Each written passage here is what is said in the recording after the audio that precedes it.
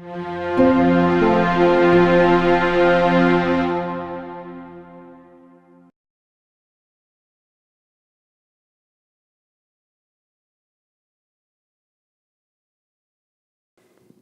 I think it's really important to find out where FAPE comes from, because you hear it a lot if you go to different special education conferences, and the more that you come to relate to special ed, you'll hear this is a huge pivotal point of due process rights, as well as IDEA. It all governs around this. And also knowing that FAPE it's not just an acronym from the U.S. Department of Education or from the school district. It actually is rooted in the United States Code, federal law, and then it's going down into the federal regs. So I'm going to go, the second slide is just because I want to put it out there, being that,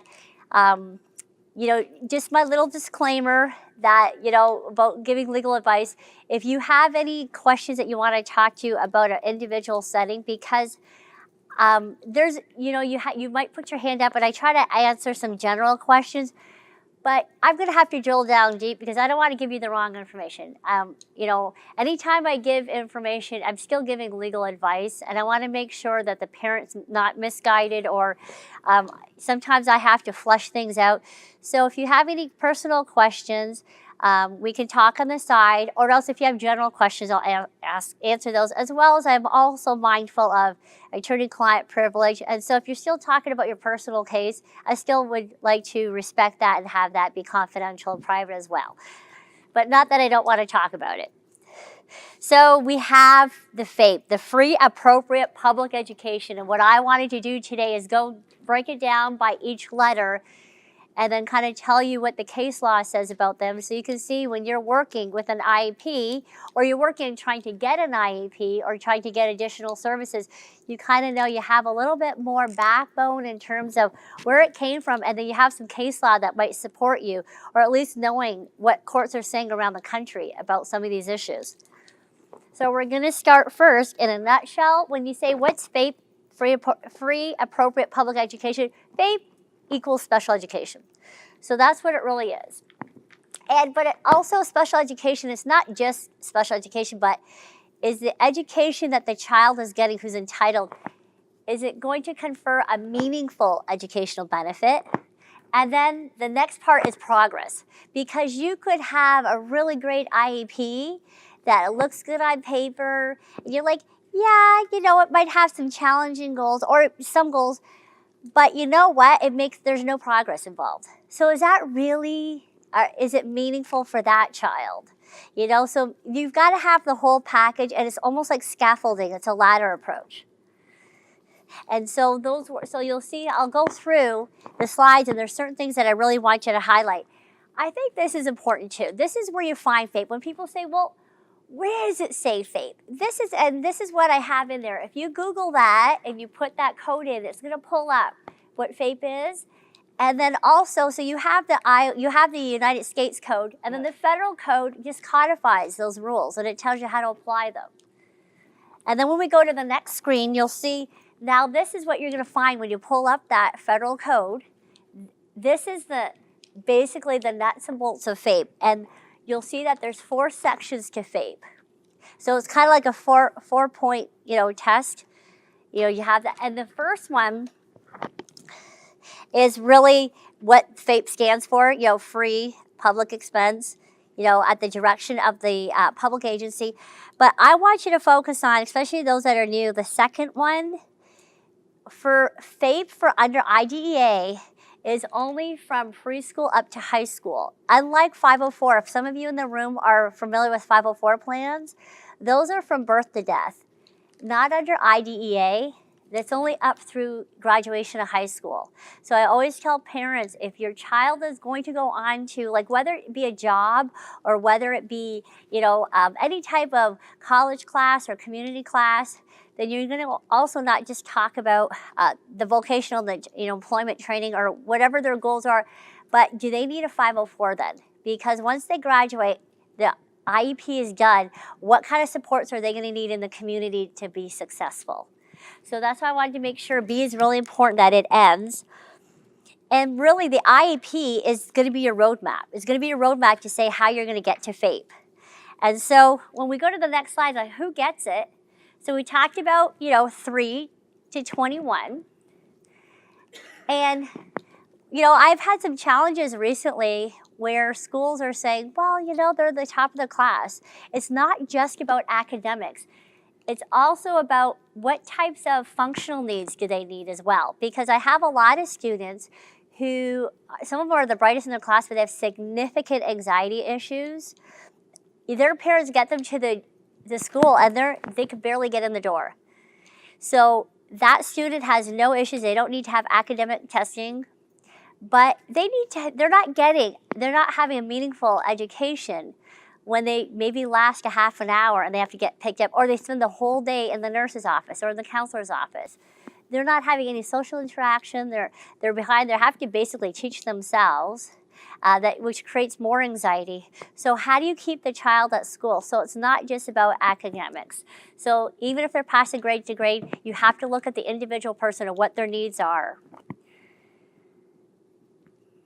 I think that's good. And resident of Iowa, that's important too, because I have some students who are out-of-state students, but their parents still live in Iowa.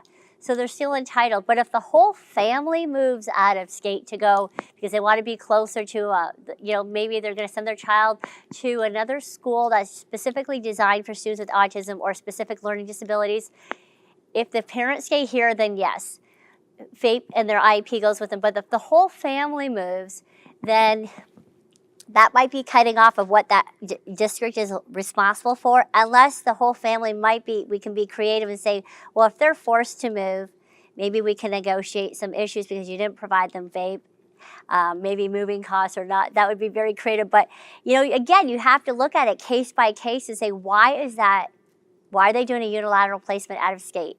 But really, there is a residency component. So then we talk about what's free, and that's like the F in FAPE. Any type of expense that any student would be obligated to pay. So when you have registration fees, you have supplies, any of those types of things that whether you have an IEP or not, that you would have to pay. So I tell parents all the time, no, you still have to pay those typical things. However, I have one student that they recommended an iPad, and there's an expectation that the parent's not supposed to pay for the iPad. They had an assistive technology assessment, and they thought they could benefit from an iPad. They thought, they had all these great apps. And, well, do you have one from home? Can you bring yours from home? Or can you? I'm like, no, that's what the free stands for. If the team is agreeing that this child needs assistive technology devices and even certain apps, then the school district and AEA have to provide that to the family free of charge. They could put some caveats on it, like maybe they only want the technology to stay at school or only maybe at home from Monday to Friday. Those things, they can do that. All the equipment has insurance on it anyway, so that's still negotiable. But you cannot come up with ideas like that. Or else even like OT, like they have specific type of writing utensils. You can't tell them to go to the learning post. And they've got these really great triangle crayons that are like, no, you go to the learning post and buy those adaptive equipment. So if the team agrees that there's specific needs for this student and there's a fee that's involved, they have to pay for it and provide it free to the student. So then we have a couple of free cases here because I think it's really, you got the law, then how is it interpreted with the court? So how do you apply it? With the first one here, this was a student who had autism, 15 years old, and they told the parent, you have to pay for supervisory services on the school bus, and when he gets home, and pay for the supervision to make sure that the student gets in the house safely. Well, what happened was he could be home alone for a little bit of time, but the problem is that because of his manual dexterity, he had gross and fine motor skills with his fingers. He couldn't get the key in the door and turn it. So the bus would drop him off and leave, and the child was stuck outside. And they said, well, if you want to make sure he gets supervised to get in the house, then you have to pay for the supervision on the bus, wait till he gets in. They're like, no. So then this case says, no, that's a violation of FAPE.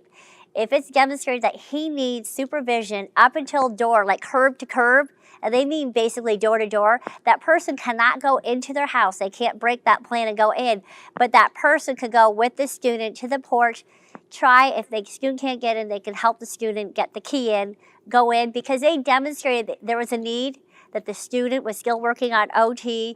The student could not do that part, but to make sure for safety, so that was part of the safety plan. So they actually were found that they had to reimburse the parent all the cost of having to pay for the supervision for the student during that transportation piece. The second one on the bottom, the one from Maine, this was a student with specific learning disabilities, and they didn't have the right plan in place. They never did any executive functioning, no organizational functioning. Now the students in high school feeling they're getting farther and farther behind. So what happens? Because we, as parents, we spend hours. So this mom is spending hours at night with the child. The minute the child gets home, hours doing homework, spending thousands of dollars on tutors to try, and this child goes to school but can't work independently during the day because the IEP team never put together any goals to assist, and those are the executive functioning organizational goals, to assist the student to be able to stay on task, to be able to focus, to be able to use infographics, chunk things out, break it down, to even be able to advocate for themselves. So now the students, so what happened is mom said, this is enough, I can't do this anymore, took this child out of public school, out of state placement, and then sued for FAPE violations. That you didn't provide my child with FAPE. You didn't have the right goals in place to prepare my child to be more independent. And so they won $118,000, which was to pay for the tuition plus all of the back of the tutoring fees. So again, so that's a different type of, it's supposed to be free because those are goals that they should have been working on with the student. So now we have appropriate. And this is, I put a little bit extra. There's 2 or 3 slides on appropriate because this is really the cornerstone too of what's in the IEP. Is it appropriate? And I didn't want to leave anything out, so I'm not going to read it word for word, but I try to highlight unique, you know, because a lot of times I feel like the I is getting watered down under, you know, IDEA and IEP. Like the I is a very important letter, you know, in our field, but it also means unique. Are you looking at the specific, is the IEP tailored for that individual's needs? Are they looking at their strengths? Are they looking at what their triggers are? Are they looking at their deficits? How do they know those are deficits? Is it done by an appropriate and competent evaluator? So they really want you to drill down. And the next bullet, the most important thing, if you can circle challenging, that is the most, because I had in the last group, in the second bullet, challenging expectations. I had in the earlier group this morning saying, oh my gosh, my child's IEP, some of the goals are so simple. And I said no, because that also could be a possible violation. Because if you have, I remember Zach when he was younger, I think one of them, really young, when he first started school, like to count to 1. I'm like, well, how will Zach know that 1 is even a numerical value if you're not, you know, going to 10, or, you know, or how is he even going to know there's something after 1, you know? So if the goal is too easy, you're not challenging the student, you're not pushing them to their potential. And again, probably like the last student that I talked to, you're going to get to high school also realize not all these goals were placed, and then now you get overwhelmed. So challenging's got to be important because that's what's going to help them get meaningful. And then we're going to go to the next one, continue. This is important too when we go to the next one about appropriate. The U.S. Department of Education, they have not really defined appropriate. They've left that to the judges and to the courts around the country because they shouldn't. Because if they try to narrow it down too much, then they might be only looking at the lens through a certain type of disability. Or a certain age group, or so you don't want them. So it's okay that they don't have like a bright line definition. But the next one is, we had a case that I was looking at.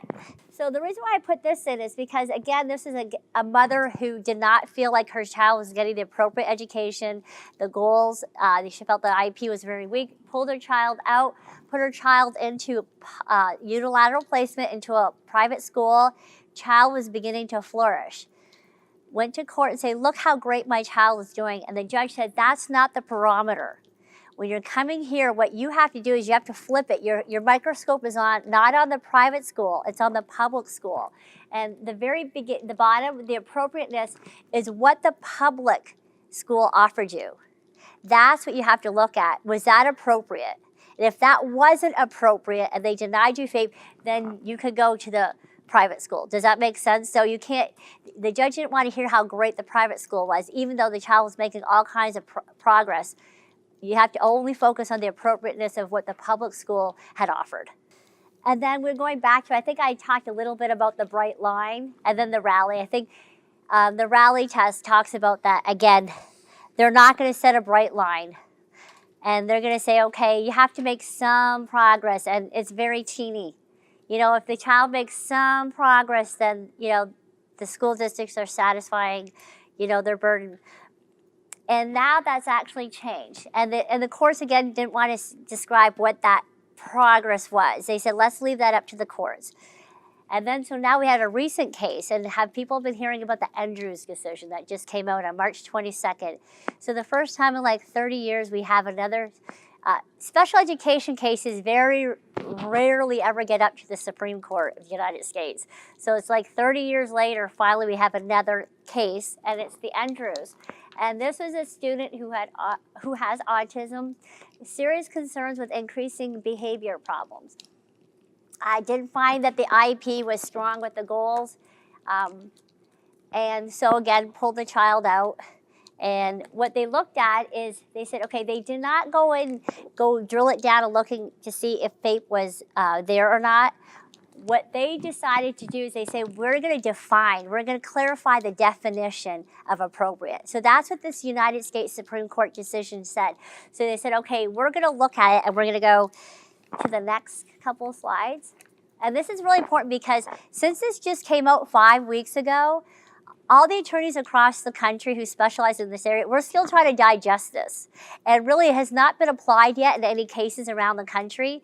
We're going to see a lot of changes in the next 3 or 5 years when all these circuits around the country are going to start using Andrews as the new definition of progress and meaningful benefit. So then it's going to really be able to see if it's going to be helpful for us. So see where it starts, the word a district must in the first bullet? That's the cornerstone of the Andrews decision. That I pulled all this information right out of the opinion because I wanted you to have the exact wording, not my paraphrasing. I didn't want to change any of the words at all. I want you to know what the justice is. So Justice Roberts said the Chief Justice must offer an IEP reasonably calculated to enable a child to make progress appropriate in light of the child's circumstances. Appropriate in the light of that last is the most important. So you have to look at the individual uniqueness of the child, not just if they made some progress on a probe or not. You have to go look at the child and look at their strengths, look at their deficits, look at their needs. So they still did not really define a bright line rule, which is good, again, because you don't want to make it too constricting, so it can apply to any student, because that's what it is. It has to be individual and unique. And the court was very important about that. They didn't want to water down the I in IDEA. So what happened now is, in this case, it's going to be remanded down to federal court. So the United States Supreme Court came and said, okay, we have this new, this new kind of definition of what we think is appropriate and what lens you should be looking at it. So now they remanded Andrews down to federal court, and now the judge has to look at all the data in the Andrews case and decide whether the IEP provided FAPE or not. So then we'll probably, I don't know when we'll hear that, it could be another year or so before we actually get the final ruling of Andrew. So now the court has to look at it one more time through the new definition. And then I have a couple more. I just added, there's a couple more slides about Andrew that I added that, pulled up more language, important language. We're not going to go through it, but I just wanted you to have it at your fingertips so you could read. Because I think, like I said, I took out some of the real highlights out of the long opinion that I thought would be helpful for parents to know.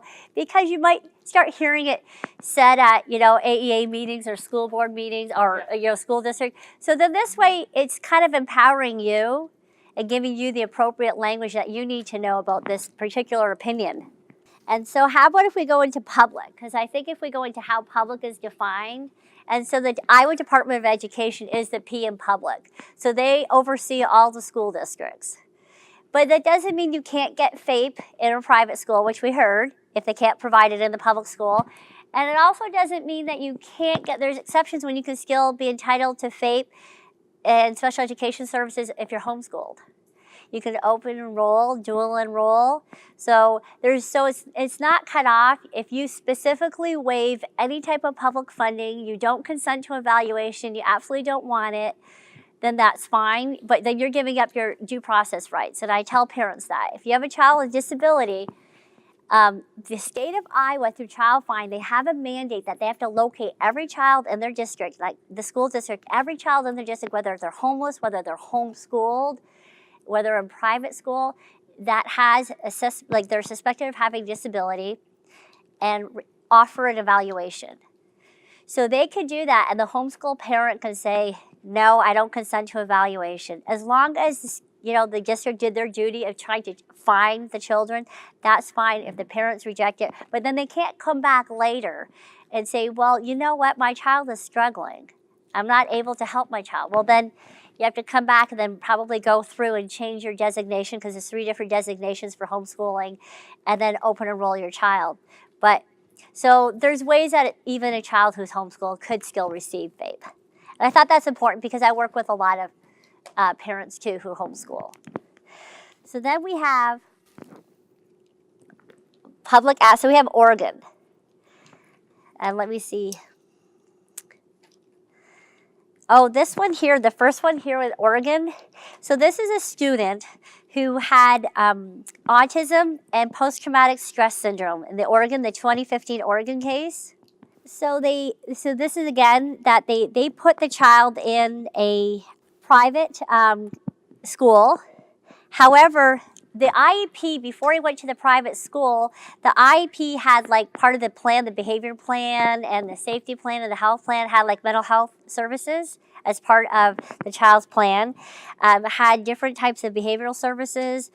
It had all kinds of things in there. Well, when the public school said, we can't serve this child anymore, but we think the placement, we can find a private school. Everybody agreed, including the parents. Well, then they just left it. They didn't do anything after that. So they didn't ensure that the private school was going to implement the IEP, no behavioral services, no social services, no mental health, no oversight of the IEP. They're just writing the check. So of course, there's a lot of issues at the private school. And they said, you had a really good IEP. There's no denial of FAPE in terms of the IEP itself. The goals were appropriate. That you just didn't have the supports. You found the right place, but then you didn't make sure they went and put all those pieces in place. They didn't hire a mental health counselor. They didn't implement any of the behavior plan. They didn't do anything. So it had a lot of significant issues. And so that's where the court said you drop the ball. You just don't write a check when they leave your school district. You're still involved with them, and you still have to oversee and making sure that they can competently implement the IEP. And something similar happened in Minnesota, the case below. And the reason why this is, the one below, again, they sent the child, it was agreed by the IEP team, the public, district agreed to send it to a private, so everybody was in agreement. Child at the public school had a one-to-one aide. It was in the IEP. Again, they went to the private school. They never had a one-to-one aide. And all kinds of issues ensued. And even their own educational evaluation report recommended the ongoing use of a one-to-one para. And so again, they kind of dropped the supervision of the IEP at the private school. And so there's a lot of concerns there. So that was another FAPE violation. So we have education. And I think, we talked a little bit about that at the very beginning. That it has to be provided to every eligible school-age child. And when I work with parents who have preschoolers, and this is where, I try to say, having a disability doesn't equate to having services, like having special education. You have to demonstrate, how does the disability affect or impact the student's ability to access their education? Because we have a lot of students who don't have an IEP, who do have a diagnosis that have a disability. So it's not an automatic entitlement. And so I think it's really important that, and I said, so how is it that it would affect their ability to gain access or confer a meaningful benefit? So those are the types of questions that we have to ask. And that's where a really good evaluation, that initial evaluation, when they do a disability assessment, those are things that they should be looking at. And it's, yes. Can parents request evaluation? Yes. Oh, yes, yes. It doesn't have to be, definitely, that's part of the child find. It doesn't have to be, you don't have to wait for the school district, or the AEA. Part of child find says it can be a parent who says, I would like an evaluation to make the request. Can the school limit the number? Yes, they do an initial evaluation, then they do those every 3 years. But if there's a need, say something happens, like I had one student who had on an IEP, but then he had a subsequent, like a car accident, which caused a brain injury. But that had nothing to do with the IEP that he had before. So now you would need a new evaluation because there was different deficits and different issues that were going to affect his ability to the comprehension piece. So that wasn't part of the initial. So sometimes you can have, but they have a reeval every 3 years. They do an annual review of the IEP, but the school district and everybody has the discretion. If they see something new or something that's really significant that they didn't evaluate, they can call and they can do one. But they do one every 3 years. They should do one every 3 years. They have to evaluate everything every 3 years? Well, it depends on, they usually, whatever the issues that they have in their IEP, they should, like if they have, say if they're doing speech, they have OT, academic, they have behavior goals. So if they're doing all that, then they should have, if there's a continued need, and obviously, so they should reevaluate. Sometimes they might have other data that says, they don't have to do a whole bunch of assessments. It's really up to the evaluator whether they do assessments or just a record review. So there's kind of different, if there's something new, if they've never had a behavior assessment, but you see there's a lot of data in the classroom about defiance or about academic frustration, there's issues, then maybe you want to ask them to start collecting the data to warrant when evaluation time comes up. Because if you say, well, I want to do an evaluation on behavior, well, we've never seen anything in the class. They've never acted up. You have to have some data to support the request for an evaluation in a specific area if it's never been evaluated before. They could add to it, yes. Okay, because we have an IEP for behavior. Yes. And everything else was on 504 before, so they just incorporated it. So for 2 years, we went with IEP, and they got together and realized that they needed. Yeah, because you could merge them into the one. Yeah, I made a specific request that they test on math, and I have the grounds to do that, which they did. So now it's also changed for an educational IEP. Yeah, so you have the academic. But that's the only thing they reevaluated. It was just. Well, they should, if the behavior's in there, they might thought that there's enough data and that they would continue the goal to support the ongoing need for a behavior intervention plan. You'd still want to have some kind of record review. They have to say they looked at it, whether they looked at observation or talked to teachers. But they don't have to test for any of They don't have to test. It's up to the discretion of the evaluator, because if they come in, because sometimes parents bring in lots of therapy notes, and so they could those would be very valuable if they want to, share them. So they could have a whole bunch of data in front of them. So it depends on what they feel to evaluate, a competent evaluator, because the IDEA says it has to be a competent evaluator. So I always question too with evaluators, and I hate to get off topic, but since we're on it, that, if you have a student with autism, you want to make sure that the evaluator has some background on autism. If the student with specific learning disabilities, does the evaluator know anything about dyslexia, dysgraphia, dyscalculia? You know what I mean? Yeah. If you have a student who has significant anxiety disorder, do you have, an evaluator who knows about those types of, conditions, as well as emotional disturbance? If you have somebody who just focuses on, learning disabilities, but you have someone who has a significant emotional disturbance, that expertise, they're not going to be able to. So I also ask, when they pick the evaluator, what type of background do they have, especially when a behavior plan is involved, because you want a really good behavior plan. So then we have, I think the next section, we're going right into evaluation cases. So this one here, the first one is one of the only cases that I have where there is not a denial of FAPE. And I wanted to bring this one in is because the parents wanted to become part of the evaluation process. They wanted to be in the room when the evaluator was evaluating the student. They wanted to watch, and the evaluator said no, because the district said, I think that's going to skew, because the child's going to be focused on you. They're going to be reacting to your body language. And they said, we just don't think that it'll be a conflict if you're in the room.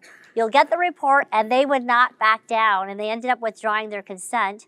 And then they said, well, it's a denial of FAPE because I didn't get a complete evaluation, because the school district stopped the evaluation because they withdrew the consent. So the parents can't have it both ways. So the judge said, you know what? The district was right. You know, you should not have been there during the course of the observation. It would have interfered, and they agreed. So they did not deny you FAPE. You had an opportunity to become part of the evaluation process by being interviewed separately, so you could give all your feedback to the assessor about your child, but you could not be in the room during the actual behavior assessment for the IEP evaluation. And then it wasn't a denial of FAPE because you withdrew your consent, so they couldn't complete it. They could, if they didn't withdraw their consent, they could have completed it, but they did. And then they turned around and said it was a denial of FAPE, and the court said no. They did not do anything wrong. And then here, the second one with the 3-year eval, and we just talked about it briefly. Yes, every 3 years. Well, they did not do a 3-year, they call it triennial evaluation. So they said, well, it's a denial of FAPE because they didn't do a 3-year evaluation. Well, I'm just going to break it down into two because there's another big part after this. The first part, so a procedural violation, because there's all kinds of rules and regulations for compliance. I think every industry has compliance, right? Especially if there's government dollars. They say there's a mandate that you have to test, reevaluate every 3 years. It doesn't have to be full blown with every single test, but they have to do some type of comprehensive reevaluation. However, but if by failure to doing it, not doing it, it's a compliance violation, but did it hurt the child? Did they deny the child FAPE because they didn't do it? Well, in this particular case, they said, you know what? They had been meeting routinely. It had a solid IEP. The goals were appropriate. They're looking at the vast amount of information when devising the IEP. The parents never, ever complained about the IEP. They never questioned its accuracy. So they said, you know what, this is just a procedural violation, so get a slap on the wrist because, hey, you're supposed to do it. But really, when we dig down and look at it, the child was getting FAPE. So it doesn't automatically result to a denial of FAPE because the substantive part was being done and it was being done accurately. So then we have another one here, the next case, the Alabama case. And this is what I think you might have been talking about, evaluated all areas of suspected disability. So this case here where the student, they never evaluated in hearing. The student, they just, they did the initial evaluation for a learning disability. Parents said we believe the child has a learning disability, so they really only focused on that part, the academics, maybe some speech, but they didn't do hearing, despite knowing that the student had 7 previous surgeries on his ears, and not only that, at the time of the evaluation was being fitted for hearing aids. So by the loss of hearing, would that impact that student's access to education? Exactly, huge. So by them omitting that part of the evaluation, that was a huge oversight, and they said they did fail to provide FAPE in all areas. Now the next one is very interesting. I have another Alabama case. This is, I call it the boilerplate IEP because that's what the judge called it too, the boilerplate. They used the same IEP for all students. And then in there, the judge even saw where they crossed the other student's name out and erased it and crossed and put the new student's name on it. So how individualized and unique was that IEP? And so they said it just failed on so many levels. But not only that, they found also that now the student is in high school. So the students had a generic IEP. But then, when you get to the transition plan, you're supposed to start doing, daily living, independent living, vocational. They never did an assessment. So they just had a generic form that they would fill out, like, what do you want to do after high school sort of thing. But again, it was the same thing that every student got, but they didn't really use that information to do anything. It was just kind of like a boilerplate little form. There's no evidence that it helped the student. It was a hot mess. So, so they said, okay, but that one was really ended up being a systemic issue because you are sure that probably their Department of Education came in because they're using a boilerplate. So they probably looked at all the IEPs in that school district. That was a big concern because there was a big chunk of oversight that, the state needed to go over and do that was missing there. So then we get into, I really enjoy doing these because I feel like when you talk about FAPE, the legal stuff at the beginning, but then when you actually apply it to cases, it kind of makes sense. So is this interesting to people? Okay. So then we get to, he says, good, that's right. So we get to IEP placement. Are we on that one? Yes. Oh, okay. So then this one was, I think there's a partial where they ruled against the parent partially. But anyways, but with this particular one, they said, okay, a child has significant issues with OT, and there was, it's actually just a 5-year-old, developmental delays. And so what the school district did is they just threw a whole bunch of placements at the family and said, probably one of these, pick one. Well, that's not how you do it, because what the team is supposed to do is the team is supposed to work together, say what are the needs of that student and where can those needs be met? And they look at a level, and it's not always bricks and mortar, but what type of programming can satisfy that student's individual needs. And they always start at the home school, right, your home school, and then they always start the general education, and then they go into special ed, and then if they can't do it, they kind of keep branching out. So they determined that it would probably be a private placement, but they never really made any effort to find an appropriate private placement. They basically left it up to the parents and just gave them a whole bunch of options, and some that weren't even really appropriate. So they said, you know what, that's not really doing meaningful work for the student. But in this particular case, mom didn't get full reimbursement. So mom did pull, she found someone, she sued for reimbursement. The reason why they didn't get full reimbursement is because the school district tried calling several times. Mom was just frustrated, fed up. She didn't return any calls. She pretty much shut down on communication. And they were trying to remediate, and so there was like a big, huge communication gap. And so they said, well, you had some, liability in this. So they didn't give her the full reimbursement, but they did feel like what their actions were a denial of FAPE, but she didn't get 100% reimbursed back because they felt like her actions also contributed. Because if she would have cooperated earlier, her reimbursement would have been smaller. Does that make sense? So they looked at that as well. So then we go on to the IPT meeting. So I think it's really important too, just because if a teacher doesn't show up, it might not automatically be a denial of FAPE. However, I had one situation where the general education teacher wasn't going to come. First of all, only the parent can excuse a member that has to be at the IEP team, like special education teacher, general education teacher, an administrator, and if there's any OT or PT, like AEA services, you have to at least have a representative of the AEA there. Only the parent, and it has to be a written excusal. It can't just be, they don't show up, hey, sorry, Mrs. So-and-so got tied up, she's not going to be here. No, I do not give a written, it has to be a written consent, and it has to come from the parent. You can't excuse them. They can't excuse themselves, I should say.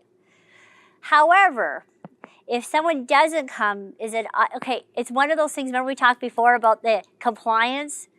So is the violation of, a rule, it's a non-compliance, but does it rise to the level of FAPE? So two situations where one, the general education teacher wasn't there, but you know what? The student was in the general education class. There were some behavior issues. So, you know, we needed that general education teacher there because we wanted to know, when does the student start acting up? What are the triggers? Student did not have a para. That was kind of one of the things that we were looking for, to try to discuss, meaningfully discuss, if maybe having a para in the general education or other types of accommodation supports. So when you have the one person who's in there who can give the anecdotal about that, you know what, that's huge. That would be a denial FAPE. And that teacher we're not starting the meeting until the teacher shows up. And bring data. But then you have another one where the student was primarily in special education, but they always have, you know, they might do gym or something. So they might have, you know, one class in the general ed where that teacher didn't come. There was no notice, but you know what? There really wasn't any, couldn't have been like some value add in terms of the goals and the supports and services. There really wasn't anything. So even though it was a procedural violation, it wasn't worth it to make a big stink about it. We noted it for the record on the prior written notice, but you know what? Wasn't going to rise probably to the level of a FAPE violation, because there wasn't anything that really that teacher could have contributed. If the students in special ed, 95% of the time, we had the special ed teacher there who had all the data. So that's where you have to kind of look at the circumstances. So, but it's important to know. They should still be there. I always make them there. It could be associate principal or a principal. And I'm going to tell you what I used to do, because nothing drove me more crazy or frustrated is when the principals are always looking the most bored, because they don't do this. They don't really have anything you're saying. They don't really have any data. And they're always looking like they need to be somewhere else. And I would stop the meeting and say, do you have something more important to do? Because this is one of your students. And this is a student who's under your care. And what is it that's so important that you keep looking at and watch? And then, you know, kind of shame them a tiny bit. Not on purpose, but you know what? They don't realize how disrespectful. My parents have waited all year for this IEP meeting. This is kind of like their day in court, even though it's only IEP, but they take it very seriously. They come with all the questions. And it's very rude and disrespectful when you have somebody that's just kind of like, you know what, be engaged, learn more, because this way when you have to handle a dispute between the teacher and the parent, you actually know what's going on. Pay attention, because the information could be very valuable. So I think the principals play a very important role, because it helps them get the full picture of what's going on with the student in the classroom. So I think even though they might not teach the student, but I think for morale too, between the parents and the teachers, I think they have a very important role. So I don't underestimate their role at all. Their role is in a different manner than instruction, but I think it's important that they are informed. So I have called them out a couple times and didn't see it after that. So they looked a little bit more engaged, but I think it's very important too that the parents feel respected, because they are a valuable member of the process. You're right, because especially when you have she was saying they also have an overall, overarching role when it comes to budgeting, and because they usually have to have those budgets in by the end of May for the following year. So they do, because if they're in an IEP meeting and you're talking about heavy duty AT equipment, or you're talking about some durable medical equipment that sometimes schools have to also provide, they do have a vested interest, because that's going to be incorporated into their budget. That's a very good point.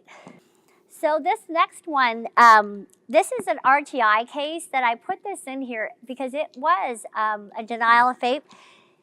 What they did is they had all this data, tons and tons and tons of data that they sat on, that everybody behind the scenes, like the AEA and the school district, had been studying for it for weeks.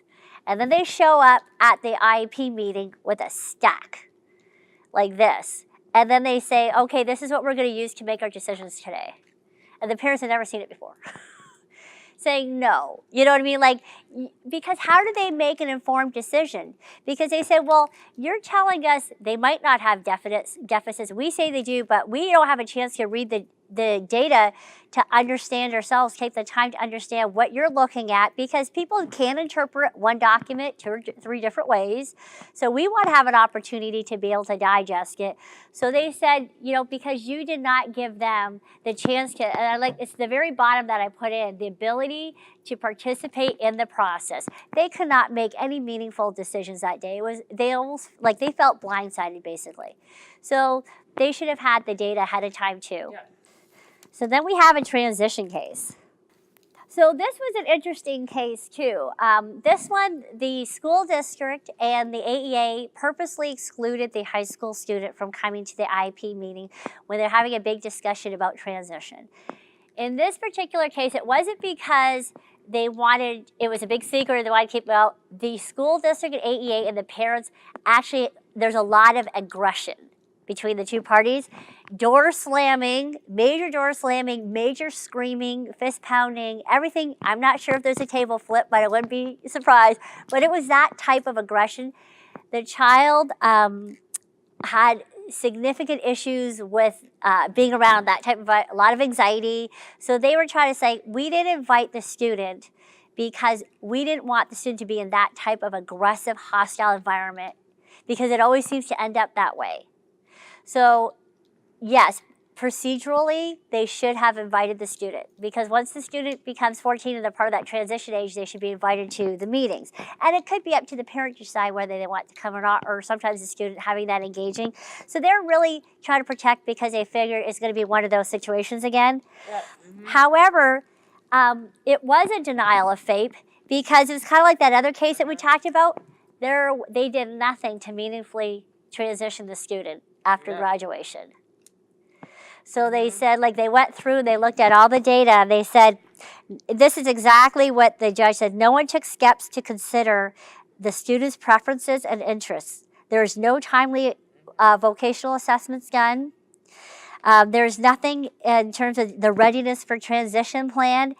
It was blank.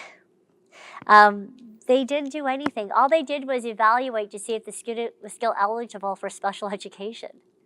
But they didn't do the whole transition piece. So they said it had nothing to do with what you should have done. It was a procedural violation, but it was a denial of FAPE, because you didn't prepare the student. So then we have another, I know we've talked about, you know, parent placement. Parent placement, unilateral placement kind of mean the same thing. Yeah.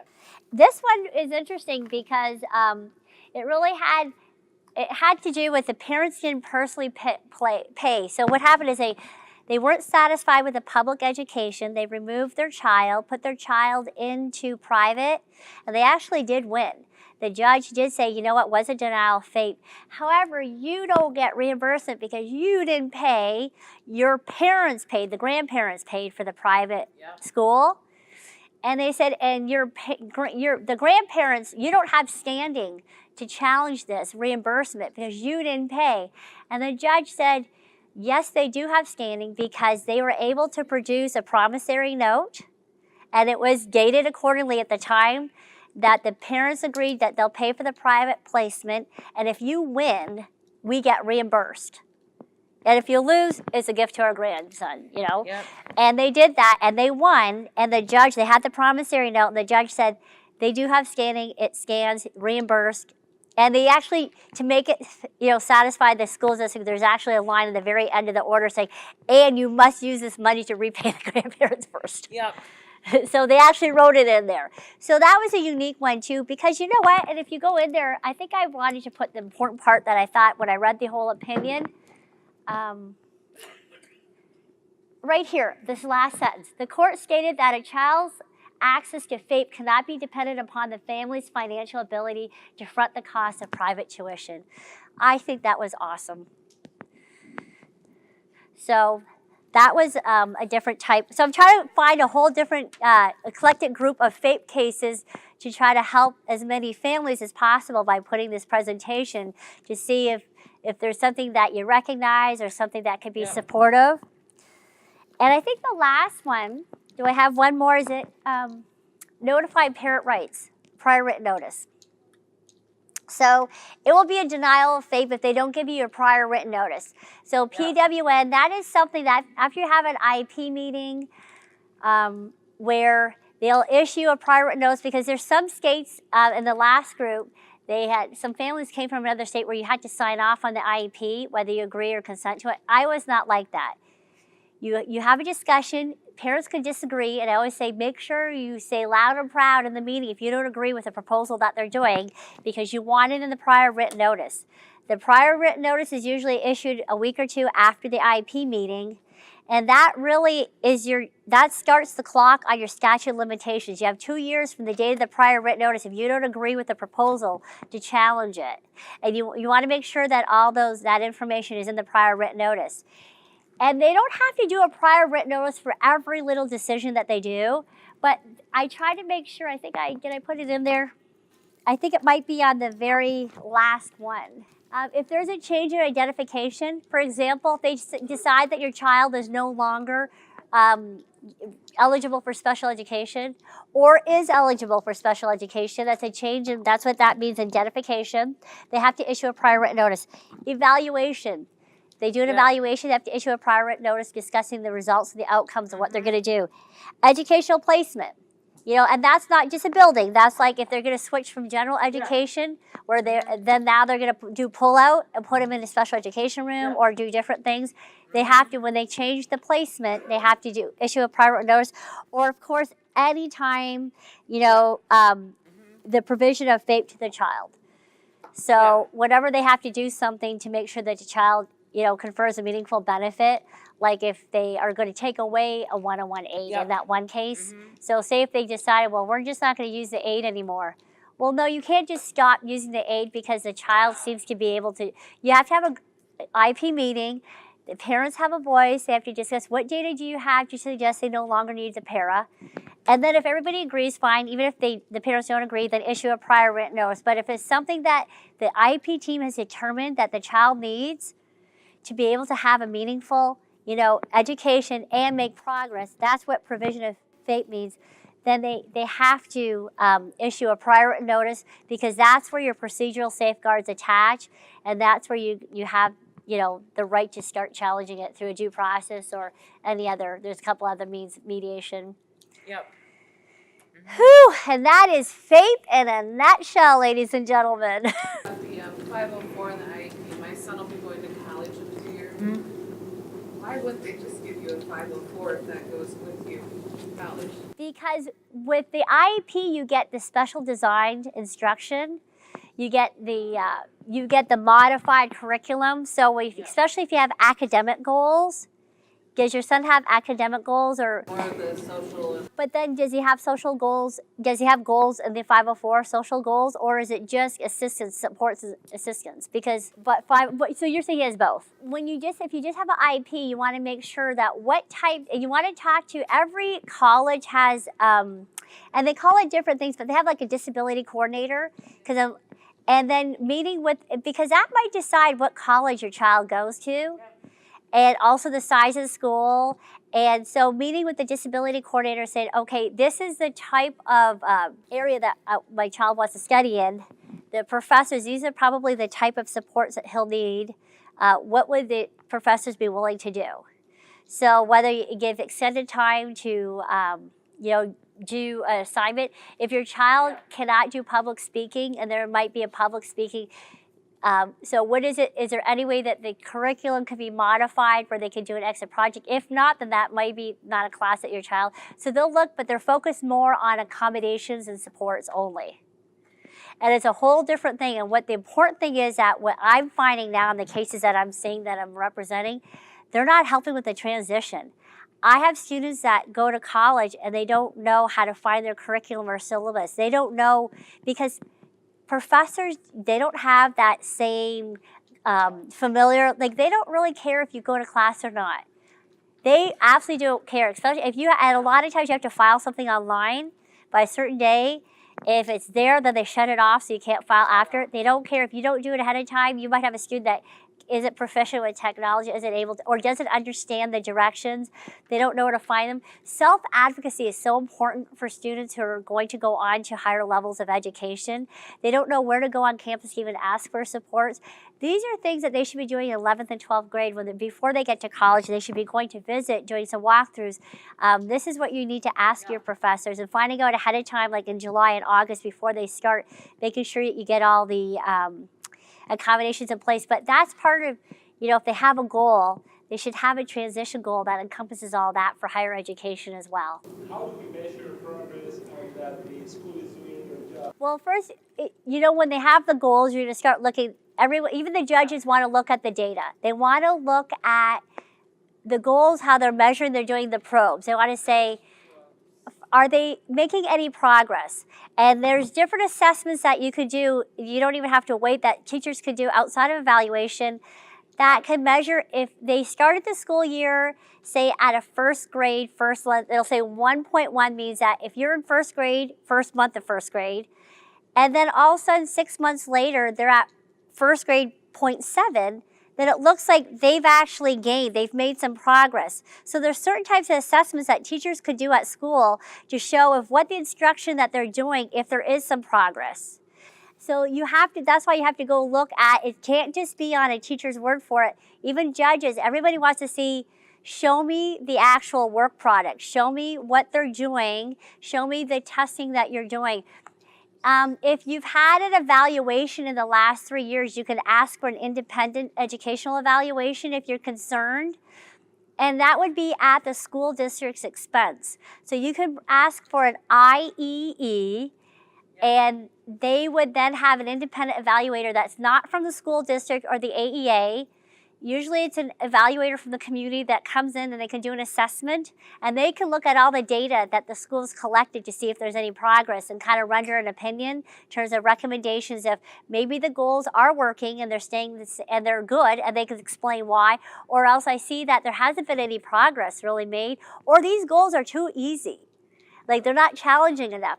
So you could ask for that, and if the school district says no, we're not going to pay for it, then the law says the school district has to file a due process action to tell the judge why they think that their evaluation and it's not necessary. They can't just say no and do anything. They have to file a due process and explain to a judge why they don't want to pay for the IEE, which I think is kind of unusual because usually most evaluations could be $1,000, $1,500. Well, why would they want to spend $20,000 filing a lawsuit? Because it could be very costly, expensive, instead of paying for a $1,500 evaluation. But I would recommend that you can request an independent evaluator, and then they would come to the IEP meeting and discuss their results.